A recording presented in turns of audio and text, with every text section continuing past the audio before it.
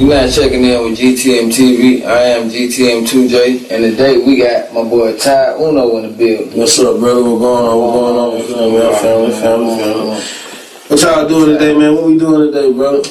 Man, today, man, we gonna get into what you got going on. All right. We're gonna talk about how you got started in your career today. All right. So, first off, let them folks know where you from first if they don't know where you from. You don't know where I'm from, born in Florida, Tallahassee, Florida, raised in Lafayette, Georgia, Stone Mountain area too. It really started on Memorial Drive.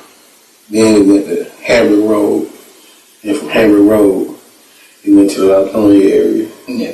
We then spreading across. Yeah, we went in the area. So if you're from them parts, you know what's going on. That's what's going on.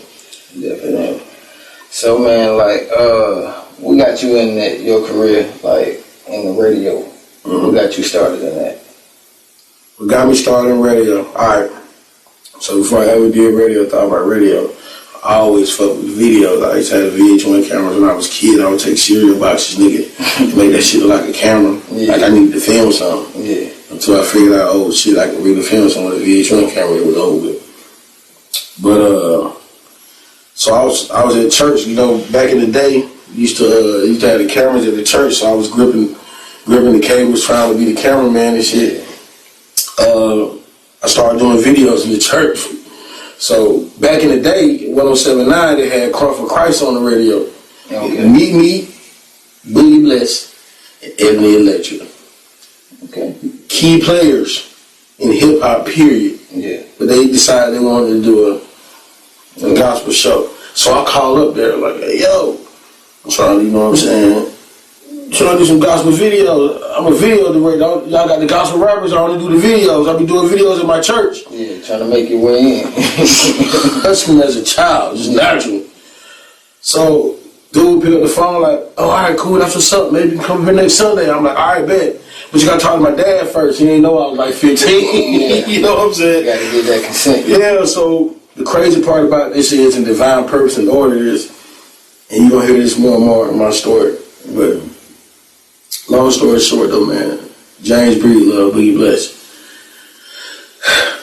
He got on the phone with my dad, man. This nigga lived 1 mile from me. He said, I'll pick him up. Oh, shit. This nigga picked me up that morning. We went to his recording studio. It's my first time seeing anything except for going to Bobby Brown shit when I was a little boy, but I didn't know what the fuck was going on. It was just some other shit. That was the old thing on me. Okay. Anyway, oh shit, I love this shit. We went to McDonald's, got sausage biscuit, bitch. We went to the radio station. What? Oh my, this Radio 1. When Radio 1 was where Georgia State is now. Yeah. Oh my God. So what was it like? I went in there and I was like, I don't want to leave this bitch again. So I told them, I was like, so listen, hey y'all, just let me clean the radio station up for y'all and I'll make y'all coffee. Yeah. Alright. I'm only get 15. That's really a boss ass job at 15 in my mind. Yeah. But bitch, I'm going to the radio station, y'all niggas still outside. But I made the best coffee. I kept that shit clean, and while it was on air, I would be in the production studio just touching buttons, fucking shit up. But I figured it out though. I learned how to use the organ, all that. I learned how to use everything at the radio station. Became second nature to me. Yeah. Before I even knew what I was doing, I was just trying to be in there with them. And there was this guy who was 6 to 10. Everybody knew about. Named Coco Brother. Right? Oh yeah, I know what you're talking about. Yeah, he would call up there and pray with them. I'm like, damn, this is this nigga who be with Baby D now. And he calling, talking to goddamn, and he praying. Y'all gotta introduce me to him. Yeah. Before you know it, he like, come fuck with me on my show one day. He walked in and said, you know how to do this? I was like, yeah. He's like, nah, I'm gonna show you how to do it. He's like, I'll make you the producer of my show. So that's how I got the job. Everybody know how you intern with Coco Brother when you was high school. That's how I had them. Yeah. So I remember one time,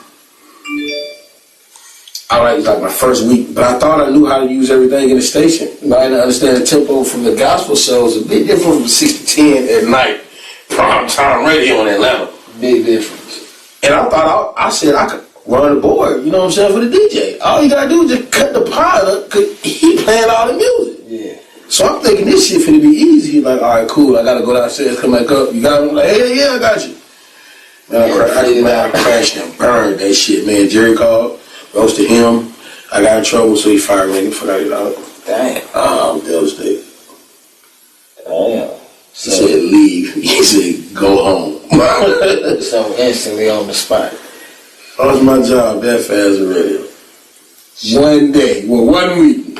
He called me back like 2 weeks later, because I was still going to the. You didn't even keep me out of the radio station. Yeah, you were making your way. They turned me on, but he was like, man, now are you ready for real to learn? Yeah. And started acting like you ready to learn? Mm-hmm.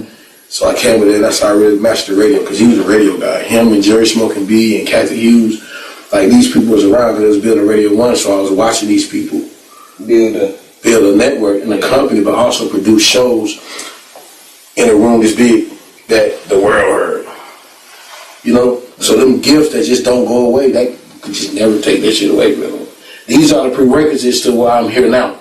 You understand what I'm saying? But, you know, that's that. That was that world. That was definitely that world I'm at.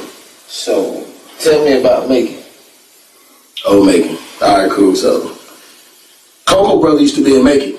Okay. Mike Roberts had a radio show in Macon. Yeah. He was a nigga named Tex James from Macon. Okay. He used to come up to the station with Coco Brother. Okay. All the time, he was a shooter, so why Coco Brother got the good ass nigga?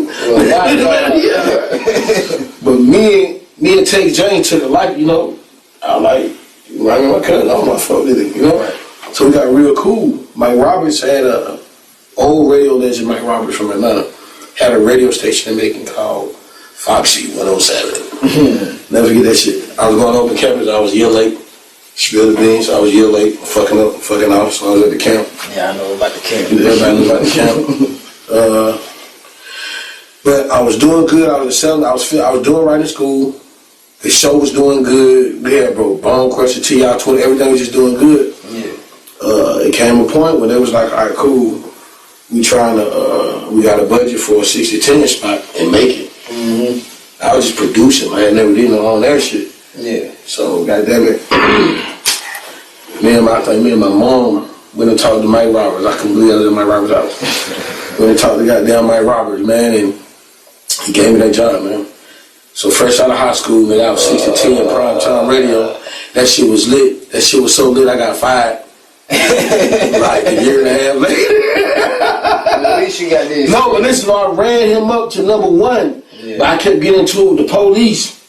See. But that was being dumb and young and ignorant. Nice. See, I thought I knew the business because I had the power of sales. Yeah. But I didn't understand the power of politics. Okay. So I crashed and burned there like, tired of compromising my business. They had called too many times. They used to say it used to be blood, guts, and bullets and all type of shit outside the radio station. I don't believe it was that dramatic as they made it seem, but it was two niggers. I was just on some young nigga shit. I wasn't paying attention really to the long term. Yeah. But it was effective then, and I feel like it was good because it kind of made you gonna remember that Bond Squad to make it. Okay. But I got fired though. That was a good thing because it forced me to come back.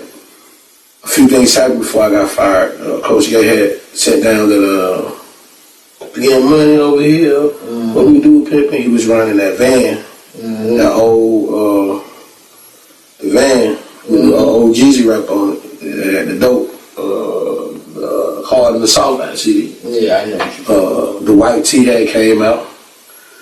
Right here had sent that motherfucker downtown, Bro Lee Records. First play on the radio ever. So when I came back home, it was kind of sweet. Yeah. Ludacris had been out. K-Slay and E.T. was on the radio. K-Slay was finna go to New York. K-Slay, the Chinese girl, was finna go to L.A., I think. Okay.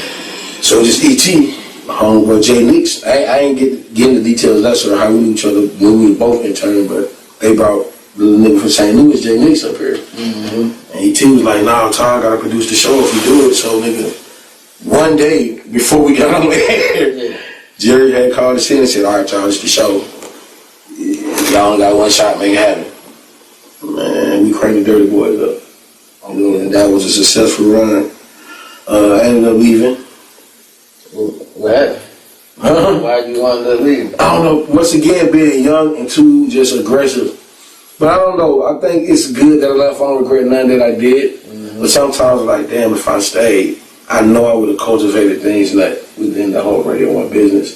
Because I watched a lot of people who had started after me and this and that, who have like huge jobs in TD1 and you know what I'm saying? Yeah. We all come from the same college, but I'm glad that I went against the grain, because I feel like, even though that's a great accolade to have, a more powerful accolade to have is to be able to create an accolade like that for somebody. Yeah. You know what I'm saying? Yeah.